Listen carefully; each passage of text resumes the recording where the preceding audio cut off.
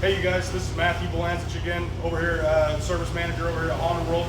Just wanted to shoot another video for you guys and just give you a quick rundown on how to check brake fluid. It's one of the biggest things that gets neglected that we see around here. You know, brake fluid becomes corrosive and starts to deteriorate seals and stuff inside your brakes if it's not changed every other year. So one thing you can do to check it quickly is a lot of the bikes here have a little window in the side of the master reservoir here that you can just check in the window and see the color of the fluid, and also check level and make sure that it's accurate as far as the height of it.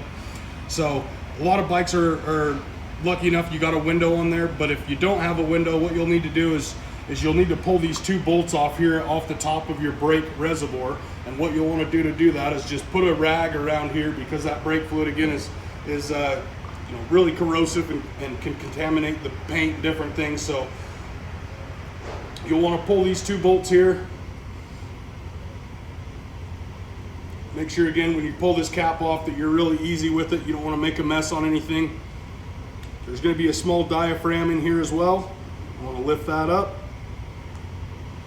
and expose that brake fluid, and you can look down in there, check that brake fluid and make sure that it looks clean and there's not any contaminants or any debris down at the bottom of that master cylinder. Top it off as needed, you know, if it is low.